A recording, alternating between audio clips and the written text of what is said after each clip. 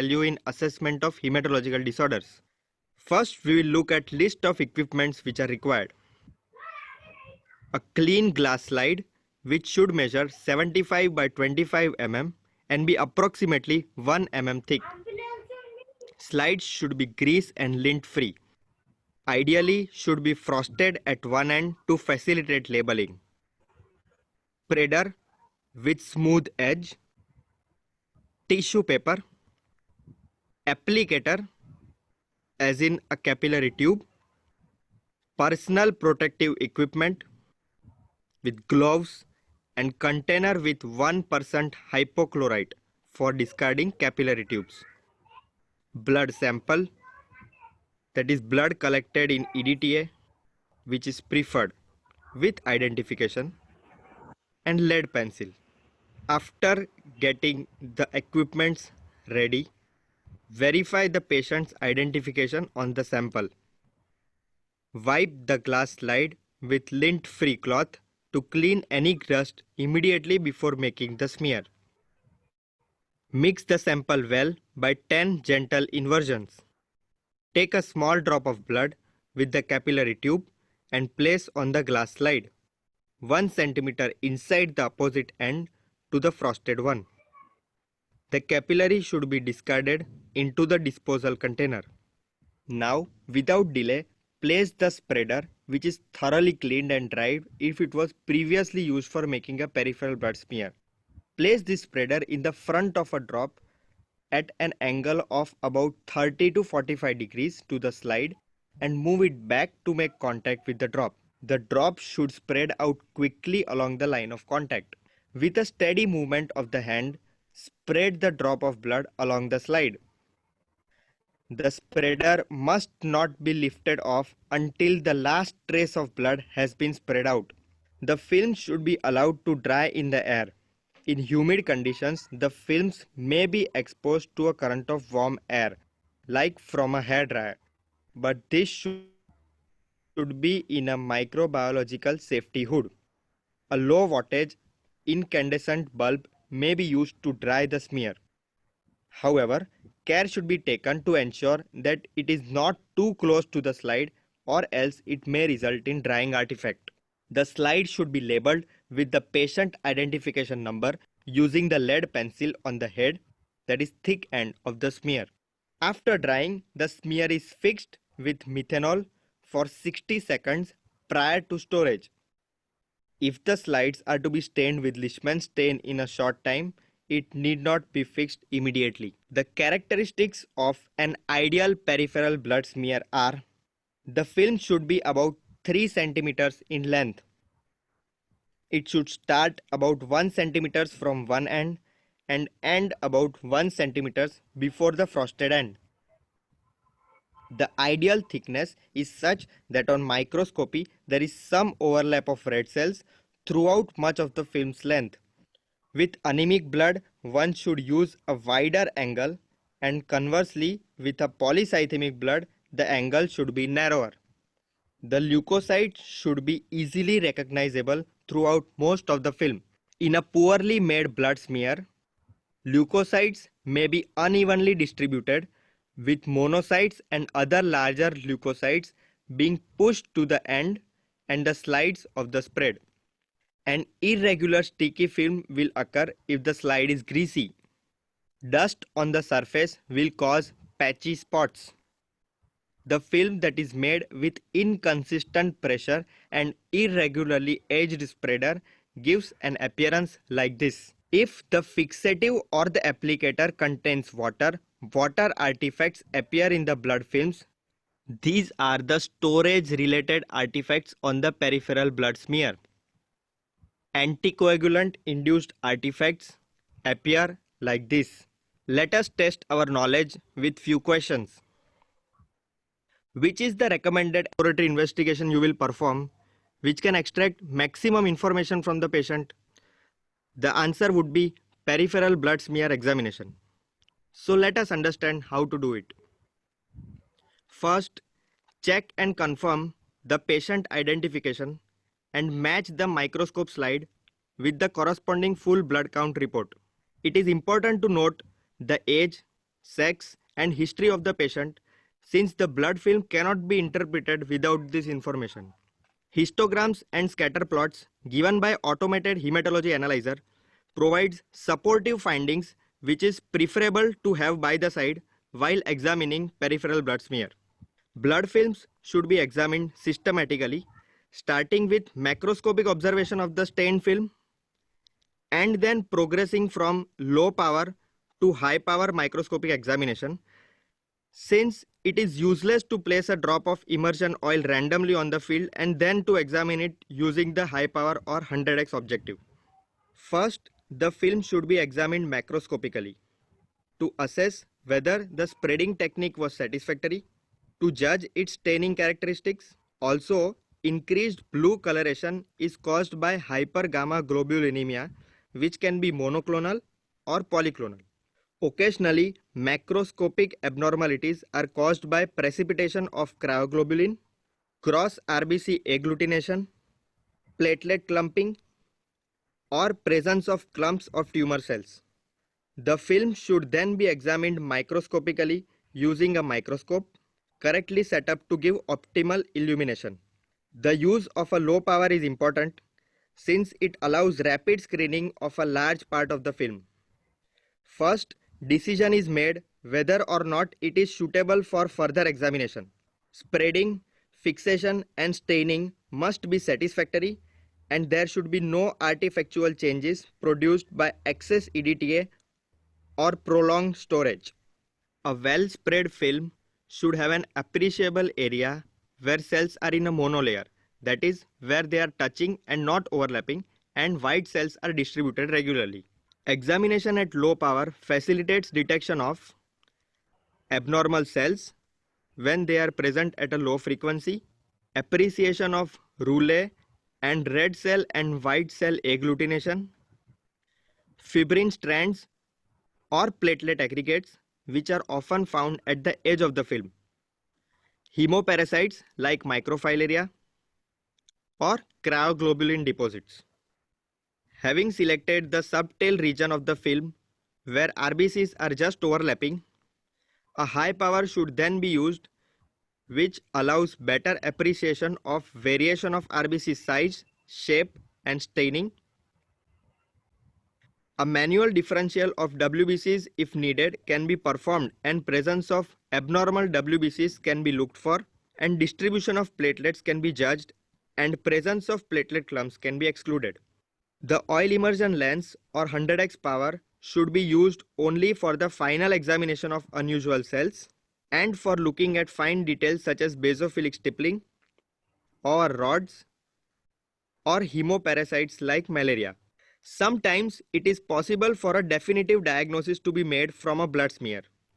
More often, the smear is an important tool in the provision of a differential diagnosis and the indication of further necessary tests. The blood smear can have an important part in the speedy diagnosis of certain specific infections. Otherwise, its major roles are in the differential diagnosis of anemia and thrombocytopenia, and in the identification and characterization of leukemia and lymphoma. First, we will see anemia. The consideration of the blood smear and the RBC indices is a logical first step in the investigation of any unexplained anemia. Modern automated instruments impart valuable information about the nature of anemia by providing MCV, which gives a measure of average size of RBC, MCH, giving a measure of average amount of hemoglobin, RDW, which correlates on blood smear with anisocytosis, etc. Coming to hemolytic anemia, in hemolytic anemia, RBC shape is of considerable diagnostic importance as some findings are sufficient for diagnosis, like in hereditary elliptocytosis, hereditary Here, pyropoikilocytosis. different type of hematological disorders have been discussed, and that is not, as a microbiologist, as a immunologist, this may not be very important for us. We'll discuss if somebody is required. I'll share this. Now we'll discuss WBC and RBC counting, which is very important for immunology point of view.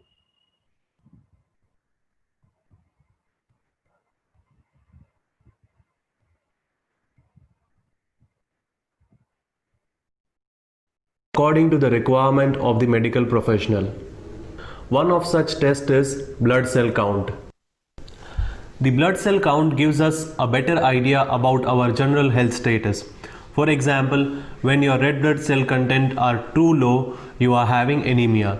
Once you find out this anemic condition, it can be treated very easily. Similarly, during infection, our immunological cells, that are white blood cells, also increase. Hence, by performing the WBC count, you can easily have an understanding about infection. Similar is the case with the platelet count. When the person is having low platelet count, there are chances of blood coagulation problem and hemorrhage. Hence, it is very essential to perform the blood cell count, and in this experiment we are going to learn about how to perform the blood cell count specifically of red blood cells. These tests are called as CBC or complete blood cell count. These tests are performed to find out the exact number of red blood cells in your blood. Our blood contains three major types of cells. First is RBCs or red blood cells. Second is white blood cells, and the third is platelets. Red blood cells perform the function of carrying oxygen and carbon dioxide for respiration. White blood cells are our immunological cells that fight infection, and platelets are the ones that are responsible for blood clotting. Abnormally high or low number of blood cells indicates the presence of disease. Today we are going to find out the number of red blood cells in our blood using an equipment that is called as hemocytometer. Before going into the detail of this experiment, let's understand what is a hemocytometer. This is a hemocytometer which is generally used for finding out the blood cell count. This hemocytometer is made up of two pipettes which are used for the dilution of blood. Pipette which is used for RBC counting is having red color bead in the bulb and a red color knob, while the one which is used for WBC counting is having a white color bead and a white color knob. This makes it convenient for us to recognize the RBC and WBC dilution pipettes. This is the RBC dilution pipette which is used. We first fill up the blood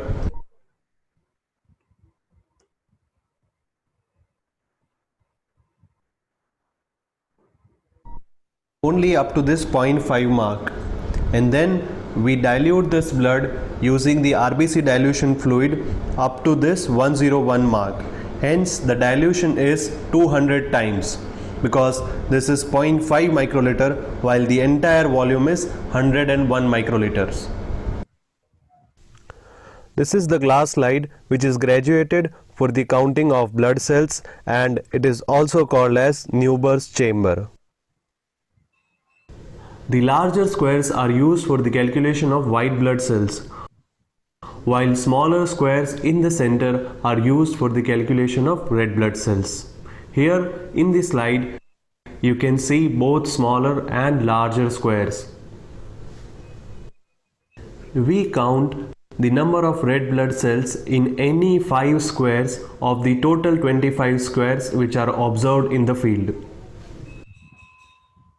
Now let's move on to this experiment and learn how to calculate the red blood cell count in your blood. Now aim of our this experiment is to calculate the red blood cell number in your blood.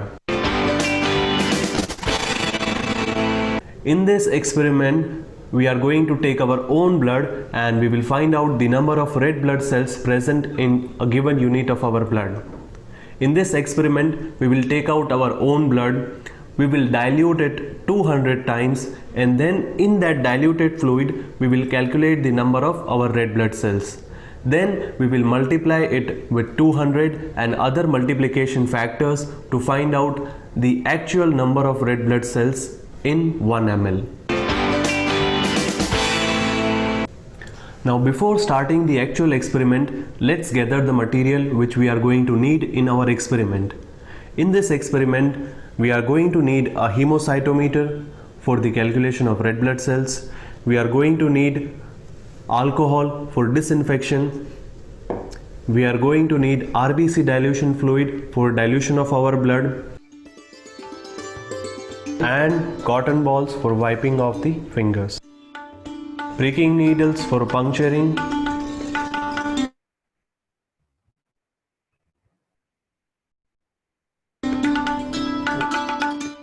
apart from this, we are also going to need a microscope for observation and calculation of red blood cells.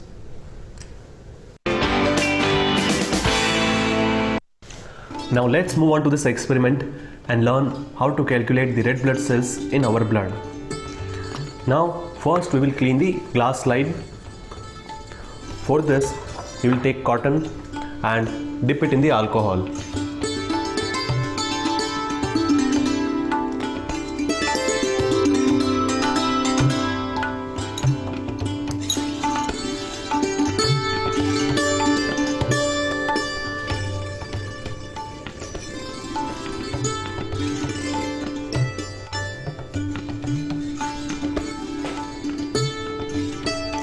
Allow it to air dry. Also clean the cover slip.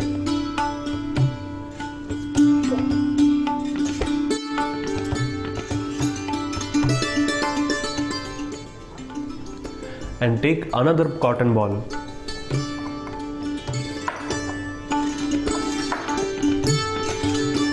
Now dip this cotton ball in the alcohol and wipe your finger with alcohol.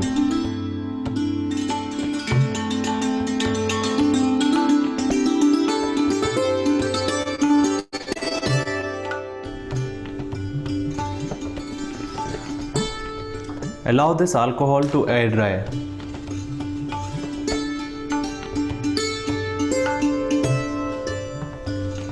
Now take the pricking needle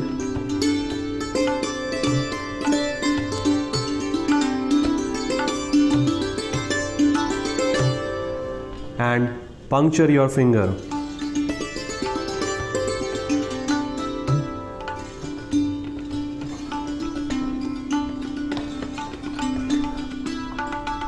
Wipe off the first blood spot that is coming out.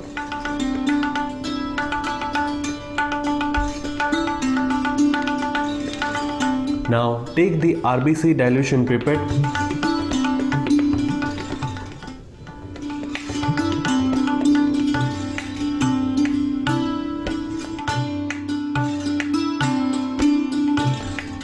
Now take RBC dilution fluid immediately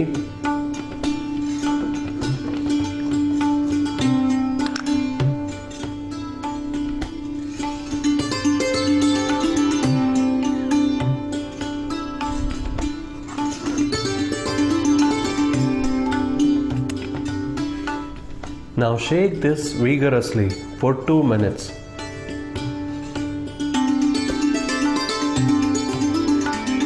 Now discard initial 2 drops of this dilution fluid.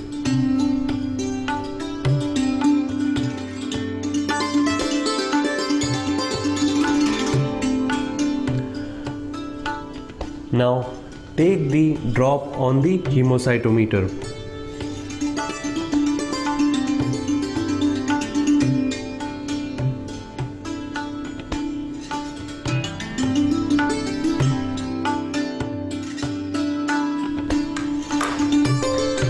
Now cover it with the cover slip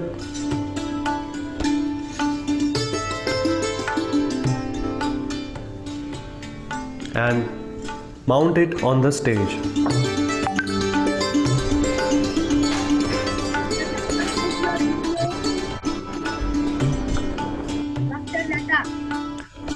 First observe it under the low power microscope and then adjust it on the squares.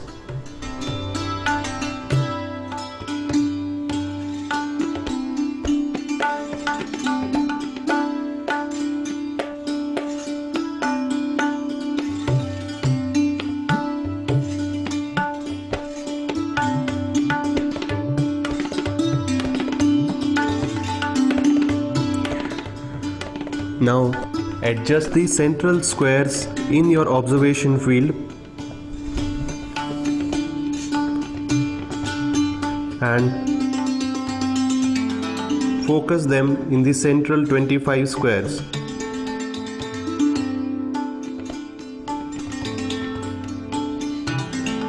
And count the number of red blood cells in any 5 squares. Once you have adjusted the slide on low power, switch to high power. Now have an observation again.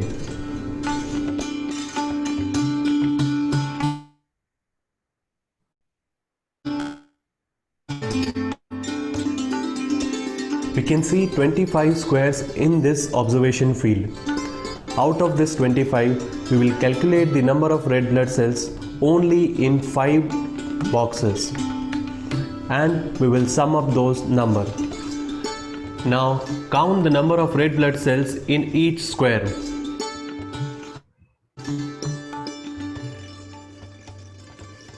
Hence, total we will be counting 16 multiplied by 5, that is 80 number of squares. Calculate the total number of red blood cells in this 80 squares. Now calculate the total number of red blood cells present in a unit blood by the given formula.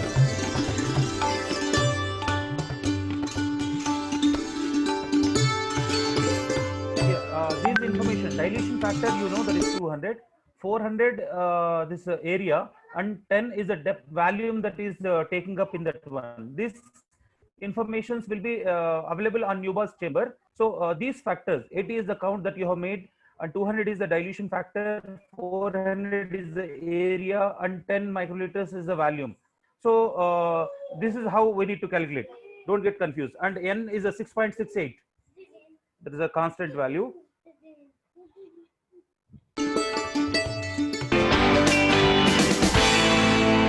Hence, from the formula which we already understood, we can calculate that the number of red blood cells in my blood is 686,000 per microliter. Hence, it will be going to 686 billion per ml. Hence, from the formula which we had already understood, we can learn that the number of red blood cells in the given sample is 6.86 into 10 raised to power 6. That is almost 6.86 million cells per microliter of blood. Hence, from the given formula, it can be concluded that the number of red blood cells in the given sample is 6.86 into 10 raised to power of 6, which falls under the normal category. Hence, the person's blood is having normal red blood cell count. Now let's have a quick review about what we had done in today's experiment. In today's experiment, we had tried to learn the calculation of red blood cells using hemocytometer. For this, what we did was, first we had pricked our finger, then we collected a drop of blood, and then we tried to take out only 0.5 point of that, and then we had tried to dilute it to 101 mark in the diluting pipette. After that, we had collected only a drop of that on the hemocytometer. After that, we had tried to calculate the number of red blood cells in the 5 squares. And after calculating that number, we had multiplied it with the dilution factor and other calculating factors, and we tried to obtain the exact number for that given sample. For our sample, the number of red blood cells was 6.86 into 10 raised to power of 6 per microliter. The normal range of red blood cells in males is 4.3 to 6.2 into 10 raised to power of 6. That is an average range for males. While in females, the number is little lower, that is 3.2 to 5.5 into 10 raised to power of 6 red blood cells per microliter of blood. Hence, from our today's experiment, we learned that how we can measure the red blood cell content of the given sample.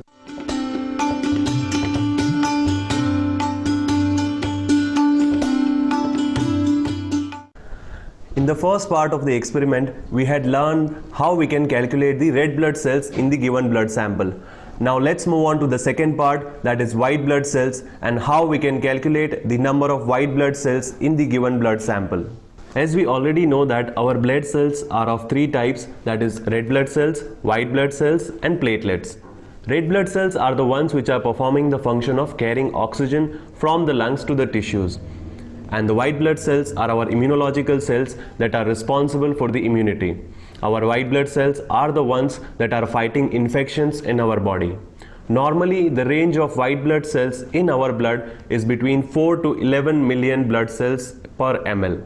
Today, we are going to perform an experiment to find out that what is the number of this white blood cells in our blood.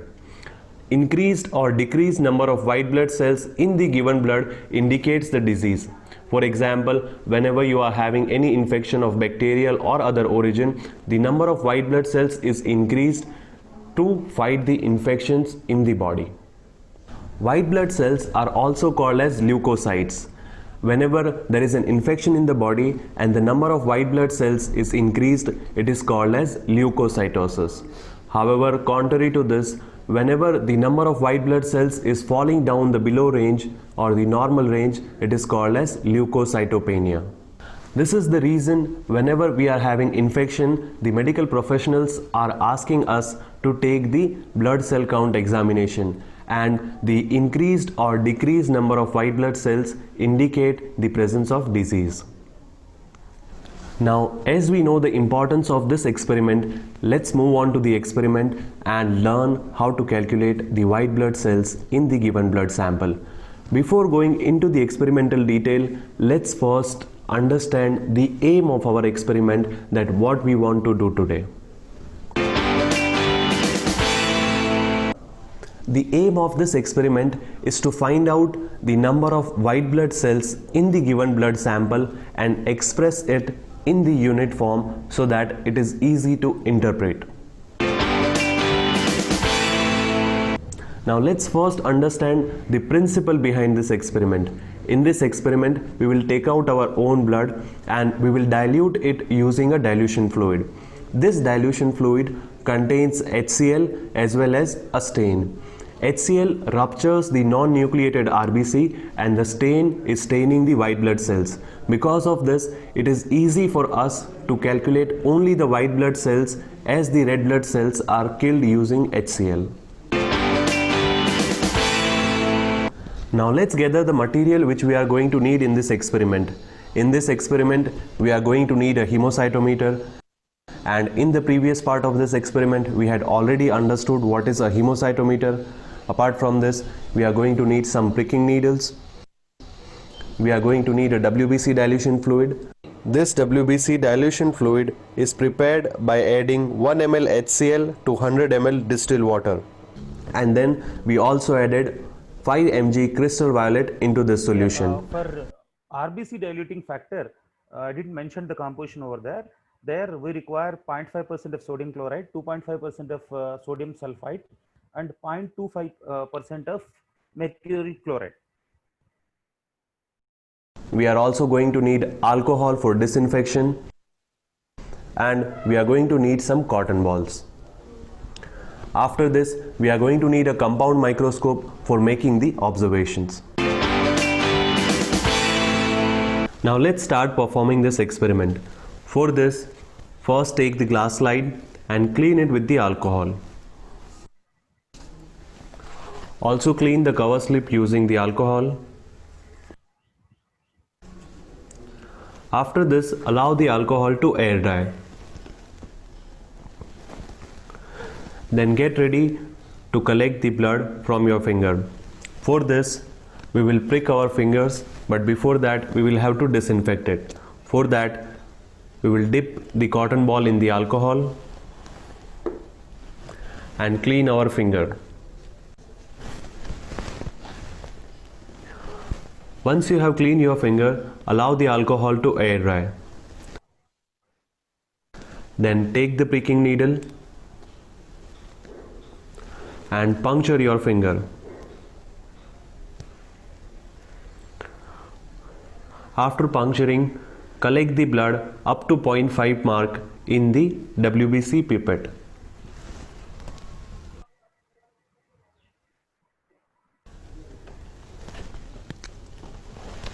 Once you have collected the blood, immediately dilute this blood using WBC dilution fluid up to 11 mark.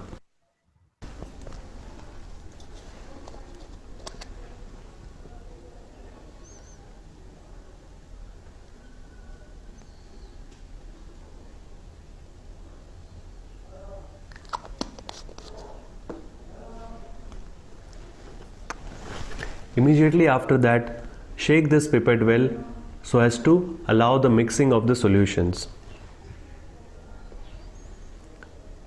Now discard initial 2 drops of this fluid.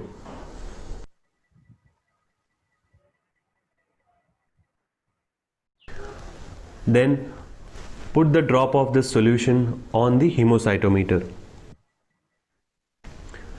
Cover it with the cover slip and put it under the microscope for the observation.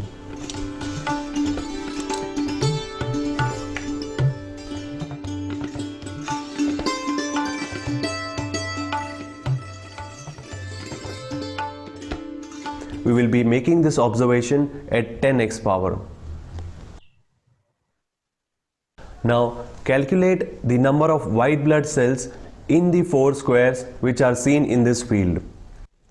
Now calculate the number of white blood cells in each square and sum up this number of white blood cells.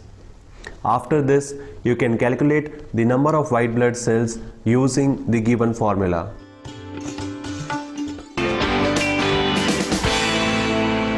These results are showing the number of white blood cells per microliter. Hence, we will be converting it to ml by multiplying the results with 1000. Hence, from the given formula, it can be calculated that the number of white blood cells in the given sample is about 7.9 million per ml, which indicates the normal range of white blood cells in the given sample. Hence, in today's experiment, we learned how to calculate the number of white blood cells in the given sample, and we calculated that the number of white blood cells in my blood is 7.9 million, which falls under normal category. So now let's quickly summarize what we learned in today's experiment. First, we had pricked our finger, then we collected a drop of blood. Collect the blood up to 0.5 mark. Diluted that blood 20 times using the WBC dilution fluid. Then we observed it under the hemocytometer and we calculated the average number of white blood cells in the